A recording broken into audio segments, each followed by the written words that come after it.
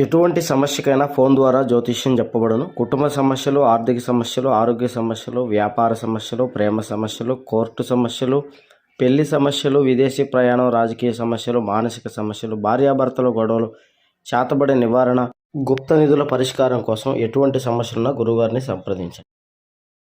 అందరికీ నమస్కారం అండి. ఛానల్లోకి తిరిగి స్వాగతము. మేషరాశి జాతకులు జూన్ మాసంలో 13వ తేదీ అనగా శుక్రవారం తిథి అండి. ఈ రోజున ఈ రాశి జాతకుల యొక్క గోచార ఫలితాలు ఎలా ఉండబోతున్నాయో మీకు తెలుసా? లగ్నంలో కేతువు ప్రభావంతో ఈ రాశి జాతకులకు జరిగేది ఇదేనండి. ఒక ఘోరం జరగబోతుంది. ఏమిటి ఆ ఘోరం? ఏం జరగబోతుంది? ఎటువంటి ఫలితాలు ఈ రాశి జాతకులు పొందుకోబోతున్నారు? తదితర అన్ని వివరాలు ఒక్కొక్కటిగా సవివరంగా వీడియోలో తెలుసుకుందాం. వీడియో నచ్చితే తప్పకుండా ఒక చిన్న లైక్ చేసి మమ్మల్ని సపోర్ట్ చేయండి. ఇక ఆలస్యం వద్దండి, వీడియోలోకి అయితే వచ్చేద్దాం. ఈ రాశి జాతకుల తత్వం గురించి మరి ముఖ్యంగా చెప్పాలి. పేరు ప్రఖ్యాతలు ఉంటాయి. మాటకు లోబడి నడుచుకునే అనునాయీలు ఎంతో మంది ఉంటారు. ఆర్థిక విషయంలో సమర్థులుగా పేరు ప్రఖ్యాతలు గాంచే ఉంటారు. అయితే ఈ రోజున మాత్రం ఈ రాశి జాతకులకు ఖచ్చితంగా లగ్నంలో కేతువు ప్రభావం చాలా ఎక్కువగా కనిపిస్తుంది.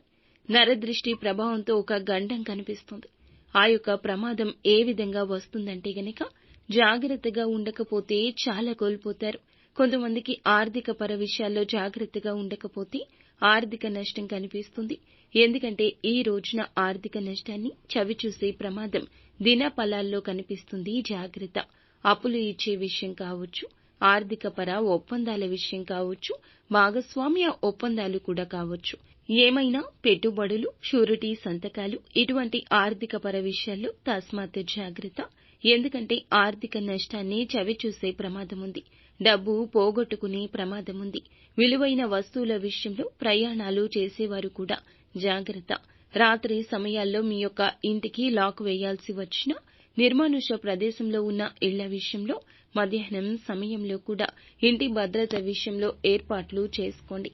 ఎందుకంటే ఈ యొక్క దిన ఫలాల ప్రకారం మీకు లగ్నంలో కేతువు ప్రభావం ఎటువైపు నుంచి అయినా కూడా ప్రమాదాన్ని ఇస్తుంది. చోర భయం కనిపిస్తుంది కాబట్టి తగిన జాగ్రత్తలు తీసుకోండి.